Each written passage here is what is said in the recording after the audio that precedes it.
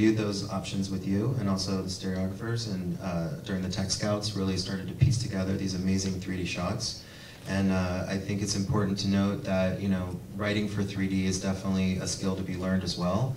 And it's important to get those notes into the script and get that discussion going as early as possible. So. Yeah, absolutely. Okay, don't wait to try it out on set. It will be very expensive if you do. So 3D in support of the story. The other thing is 3D and creativity. You know, we're starting out a new art form here. There's going to be a new grammar, a new way of storytelling. And you have to use every single ounce of creativity you can to squeeze as much 3D goodness out of your features and out of your projects. And by that I mean, you've really got to develop an artistic eye for thinking in 3D, both from a technical point of view and from a storytelling point of view. You've got to use everything you can. As an ex-hippie, if I was making 3D movies now, I'd be taking a lot of acid, all right? Because that, I'm sure, would help us see 3D in a different kind of light. You've got to kind of be thinking out of the box when you think 3D. It's not just 2D shot with 2 cameras. It's a new art form. There are some tools and techniques to use. One of them, which we started using a lot, is a bit of software called FrameForge 3D. It's made by a company down in San Diego. Ken, the CEO, is actually a writer. And why it's a powerful tool is it allows you to do real good creative pre-visualization. It allows you to put exactly what kind of cameras you're using, different rigs, you can put different backgrounds in, and it constrains you to the geometry of real-life 3D. Why is that important? Because certain shots are going to work well in 3D, and certain shots are not. You don't want to be finding that out in post after you finish shooting. It's much better to invest time and effort up front with your DP, with your stereographer, with the director, to say, okay, if we shoot this scene in a certain kind of way, how's it going to look? FrameForge 3D is a very, very powerful pre-visualization tool, pre-creative tool to allow you to work with the professionals in your team to really see what's going to work. And we've got some details on it outside, and for this the event, in conjunction with Chris, FrameForge are offering a 10% discount if you want to buy the software. You go to their site, there's a special code, 3DFF, don't tell it to anybody who's not in this room, but if you type 3DFF in, you'll get a 10% discount. It's a very, very powerful tool for independent filmmakers to start to really learn what's going to work and what's not going to work before you get on set. Because when you get on set and the clock is running, that's not the time to start experimenting. So if you need more information on that, outside, ask Kalani. Yeah, thank you, FrameForge. Yeah, thank you. Right. Now, production values. 3D production values. Again, one of the things we've seen a lot is you've got to be using non-stereo 2D depth cues to really enhance the 3D experience, right? So certain things work in 3D and certain things don't. And we'll, this is a helicopter view, but a bit later on we can talk about that. And I've got a nice little movie which shows some of the non-stereo 3D depth perception cues you can use to enhance the 3D storytelling aspects, right?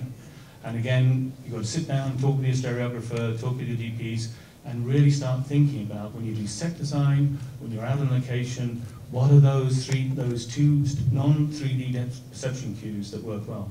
For example, if you're on a beach and you're trying to film a volleyball game, and all you see in the background is flat sky or flat sea, when you come to see that in 3D, it's not actually as good as if you had some palm trees running down one side. So you've got to be giving your stereographer and your editor and your finishing people really the best non-stereo 3D depth perception cues you can.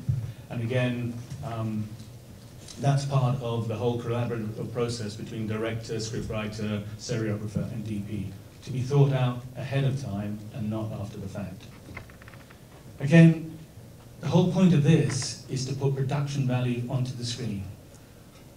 Audiences sit in a room like this and they don't give a tinker's cuss about how much pain, suffering you've been through to get your movie made. They don't care. They don't want to know. They want to pay their $10, $12, depending where you go, put the 3D glasses on, and for 90 minutes be taken off into that magical world of the willing suspension of disbelief. They do not want to know the pain, suffering we went through to get it onto the screen, right? So putting dollars onto the screen in 3D is absolutely as critical as it is in the 2D world. Do you agree or not? Absolutely, yeah. Okay, cool.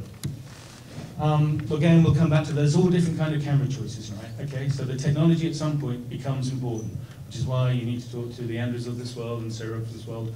There's all different ways to cut and dice and make, depending on your budget, to make good 3D. And it's understanding those choices in the context of your script and in the context of your budget. Again, that's what ends up putting dollars on the screen and not having to spend hours and hours in setups and doing unnecessary things. So sometimes it may be appropriate to shoot on 270s, other times it may be appropriate to shoot on 2 epics. You know, it just depends. And the guys will talk about that.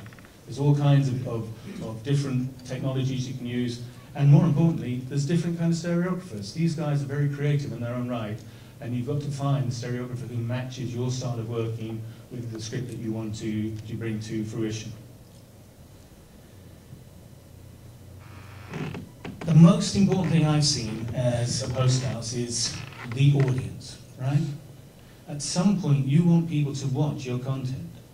You want to entertain them, you want to dazzle them, you want to zap them. And so never lose sight of the fact that the final delivery here is humans with 2 eyes wearing funny glasses in a dark room. But those are the people we have to reach, right? 3D is a new visual grammar. It's a new way of telling stories. Over the last 100 years, we've learned certain techniques and approaches in the 2D world, which has allowed us, and funny enough, to give a 3D perspective. Shallow depth of field, separation between foreground and background, set design. It's the same kind of thing in the 3D world, but we've got to take it up to the notch. Again, if you're editing and cutting, if you're just cutting left eye only, what you'll find is that it doesn't always work. Certain cuts work well in 3D, certain cuts that work well in 2D don't necessarily work in 3D. Pacing is different. You need to give the brain a little more time to make changes between cuts. I haven't seen any MTV videos in 3D, but I'm sure if you did, you'd end up going crazy. So you've got to think about the new visual grammar that's involved in 3D storytelling. So as well as editing, audio. Now the funny thing is, we have, we talk about 5.1 surround sound, audio guys have been doing 3D for 20, 30 years. But again, part of selling the 3D visual storytelling is to always also work with your audio guys to use 3D sound to sell 3D visual. It's very important, right? We have a line which says, audio is 50% of a movie. Well, it is when it's right. When it's wrong, it's 80% of a movie. Bad audio will take you out of the willing suspension of disbelief much faster than bad visuals. It's even more so true in 3D, right? So we tend to concentrate on visual aspects of 3D storytelling, but 3D audio is absolutely critical as well. And of course, the effects, there's certain things you can do and certain things you can't. And colouring. One of the things, we're a post house, we do a lot of colouring. We can use now colour to impact 3D dimensional cue and add emotionality, when we see the muxed image. So when you come to do your post, you've got to be looking at your 3D cut as often, as frequently as you can, on the biggest size screen you can as well. That's part of understanding the pacing of 3D. Number 8. We're all creators in this room, and we all want to spend as much money as possible and have the biggest budget. There's some other people in this world called producers. Are there any in this room? Okay?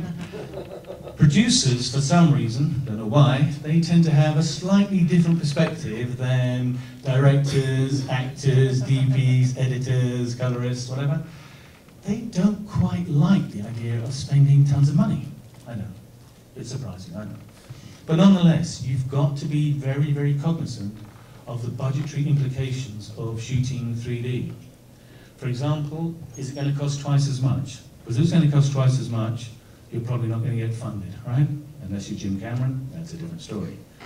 But for normal indies, budget is a very important aspect. For instance, we worked on a show a couple of months ago, and the producer, we said, there's going to be 2 cameras. And she looked at us, and the first thing she said was, oh, does that mean there's going to be 2 camera operators? Or does that mean we need 2 focus pullers? Oh no, that's twice as much budget, we can't do that, all right?